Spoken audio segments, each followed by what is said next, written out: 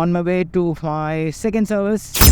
So this is the advantage of having a Triumph bike. And நிறைய பேர் சொல்லுவாங்க இப்படி 16,000 கிலோமீட்டருக்கு வந்து வண்டி சர்வீஸ் பண்ணாமல் இருப்பீங்க அப்படின்ட்டு. So this is the proof that 16,000 kilometre தான் சர்வீஸ் பண்ணுறோம் நம்ம. Before that house is GPS setup, இன்னும் அந்த பிளாஸ்டிக்லாம் பீர்க்கல. Because I want to put a proper scratch proof, ஏன்னா எக்ஸ்போஸ்டு ஸ்க்ராட்ச் ப்ரூஃப் இருக்கும். A few hours later. சென்னையில் பரவலாக மழை பெய்து வருகிறது. கூடுதல் விவரங்களையும் 3 days late. 16,000 kilometers, 1 year service, absolutely possible. So service cost பொறுத்த வரைக்கும் 5,500 வந்துச்சு. But that's includes my brake pads, front brake pads. ஏன்னா நான் ஃப்ரண்ட் பிரேக் பேட்ச் வந்து சென்டர் பிரேக்ஸ் போட்டிருக்கேன். அதனால் சென்டர் பிரேக்ஸ் கொஞ்சம் எக்ஸ்பென்சிவ் தான். நான் ஆர்கானிக்கே போட்டதுன்னா எனக்கு ஒரு 2,000 சேவ் ஆகிருக்கும். ஸோ நீங்கள் கேல்குலேட் பண்ணிக்கலாம் என்னோடய சர்வீஸ் பில் என்னங்கிறது. ஸோ 5 விஷயம் இந்த வண்டியில் மாறினா இந்த வண்டி வந்து வேறு லெவல் பெர்ஃபார்மன்ஸ் பண்ணும். அதில் வந்து எந்த விதமான கொஷின் கிடையாது. அச்சா.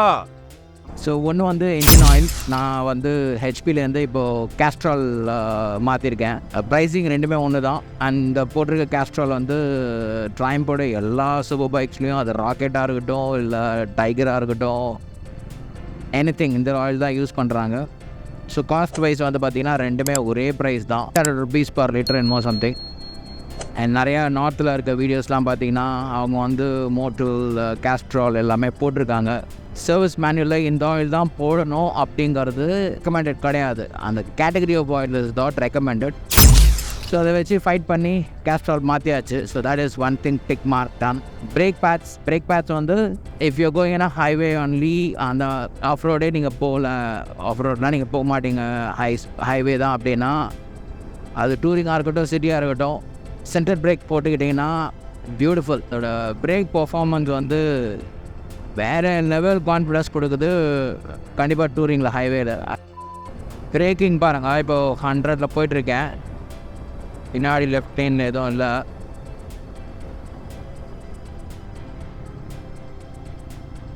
அமேசிங். நம்பர் 3 வந்து been talking about the chain sprocket. 12,500ல் 12,000 தான் வரும்னு நான் சொல்லியிருந்தேன். I think Triumph is upgrading to new chain sprocket. ஓரிங்லாம் மாற்றுறாங்க.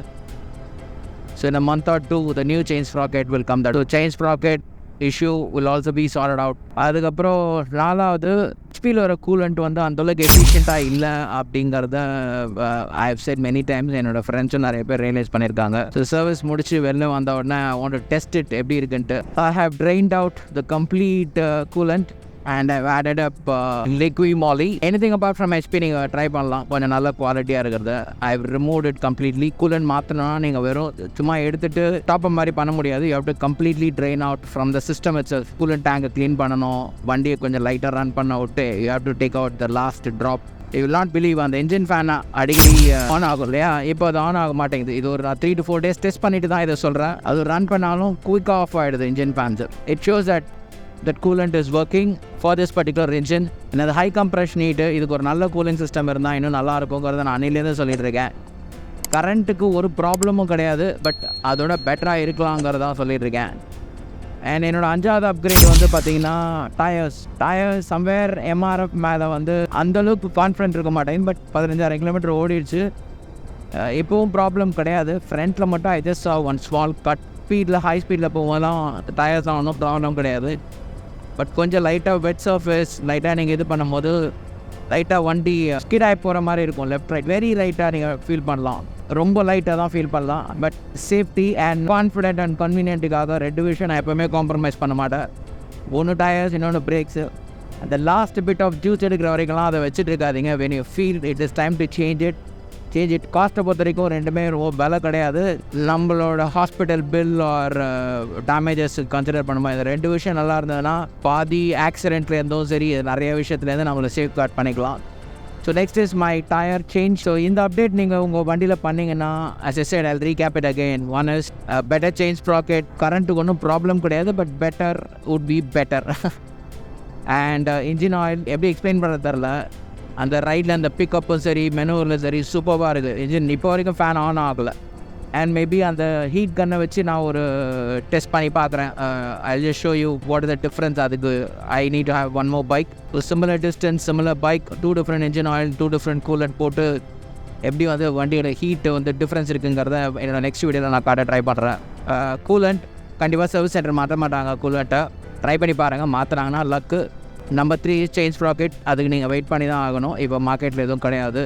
And number 4 is the centered brake pads on the front for the Scrambler. Number 5 is the tires. I think raised tires is better. நிறைய பேர் feedback கொடுத்துருக்காங்க. Still I'll be changing it very soon. ஏன்னா winter வருது, வின்டருக்கு முன்னாடி நான் மாற்றினோன்னு பார்க்குறேன். I think raised tires, the Tourer R cost 3,200 for the rear and 2,600 for the front. Air filters, definitely ஒரு performance air filter போட நல்லாயிருக்கும். பட் இன்னும் நான் performance air filter போடல. Existing one has some life in it. Long ரைடுக்கு முன்னாடி I will change the air filter. இந்த 5 விஷயம் ப்ளஸ் போனஸாக ஏர் ஃபில்டர் மாற்றிட்டீங்கன்னா ஐ திங்க் இந்த வண்டியை வந்து ஹைவேல அடிச்சுக்கிறதுக்கு பர்ஃபார்மன்ஸில் வாய்ப்பே இல்லை. ஹிமாலயன் vs ஸ்க்ராம்லர் ஒரு வீடியோ போட்டிருந்தேன்.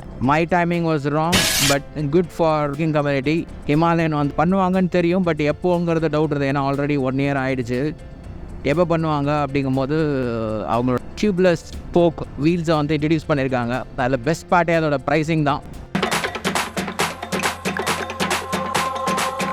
எல்லாருமே வந்து ஒரு 30,000 ஆகும், 40,000 ஆகும் செட் அப்படிலாம் யோசிச்சுட்டு இருந்தோம். ரொம்ப சப்பையாக அதெல்லாம் இல்லைடா, 12,500 தான் for the existing customer. New பைக்ஸ்க்கு வந்து ஒரு 11,500 இஸ் அப்கிரேடிங் காஸ்ட்னு சொல்லி சப்பையாக முடிச்சிட்டாங்க. Very good for people who bought Himalayan.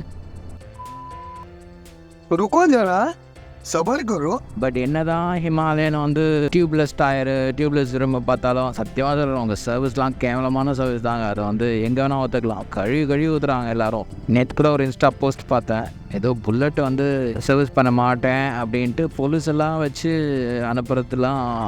I think அம்பத்தூரோட இதை பற்றி தான் வீடியோ போட்டிருந்தாரு. அம்பத்தூரோட சர்வீஸ் சென்டர் நிறைய ஆரி வந்து இந்த ஃபஸ்ட்டு அந்த வாரண்டி பீரியட் ஆர் வாரண்டியே போனாலும் பரவாயில்லன்னு சொல்லிட்டு வெளியில் போய் சர்வீஸ் பண்ணுறதான் ஜாஸ்தி. அவங்களுக்கு தெரிஞ்சும் தெரியாமலும் ஏன் அந்த கம்ப்ளைண்ட்டை மட்டும் வால்யூம்னாலையா இல்லைனா வந்து உங்களோட ஸ்ட்ராட்டஜியாக தானா அப்படின்னு புரியல. அந்த ஒரு ரீசனுக்கு நீங்கள் ஒரு ஹிமாலயன் மாதிரி ஒரு ஷார்ட்கன் மாதிரி ஒரு நல்ல வண்டி கொடுத்தாலும் வாங்கணும்னு நினைக்கிறவங்களுக்கு அட்லீஸ்ட் என்ன மாதிரி ஆளுங்க இருக்கலாம். நான்லாம் சர்வீஸையோ மட்டமான சர்வீஸ் ஆச்சடான்னு கண்டிப்பாக யோசிப்பேன். அதை நீங்கள் யோசிக்கிறீங்களான்னு தெரில. சோழி முடிச்சு இங்கே ஒரு டோல் தானே இங்கே பார்த்தீங்கன்னா எப்போவுமே சரி இந்த மாதிரி ராங் ரூட்டில் எப்போ தான் திருந்த போகிறீங்களோ தெரில. நீங்கள்லாம் இதுக்கெல்லாம் எதுக்கு லேன் லடாக்லாம் போனோம். அந்த மாதிரி ஆஃப் ரோடிங் எங்கள் ஆஃபீஸ் போகிற வழியிலே நிறைய கிடைக்கும். நிறைய பேருக்கு பைக்லாம் ஓட்டி பேக் போயின்னு வந்துருக்கு, பேக்லாம் போயிருந்தாங்க. அதுக்கெலாம் நீங்கள் ஓட்டி ஒரு 500 லாங் டிஸ்டன்ஸ் ஓட்டினாலாம் வராதுன்னு நினைக்கிறேன். இந்த மாதிரி ரோட்டில் டம்மா ஓட்டா வரும். எவ்வளோ பேருக்கு தோணிருக்கு அந்த மாதிரி இதெல்லாம் நல்ல போல்ஸை நிற்குதா இல்லையான்ட்டு. ஃபினிஷிங் ஸ்டேஜ் இந்த ஸ்டேஜில் ஓகே கைஸ், இந்த வீடியோ இதெல்லாம் முடிச்சுக்கிறேன். ஸோ ஹாப்பி மோட்டரிங், என்ஜாய் பண்ணுங்க, டேக் கேர், பாய்.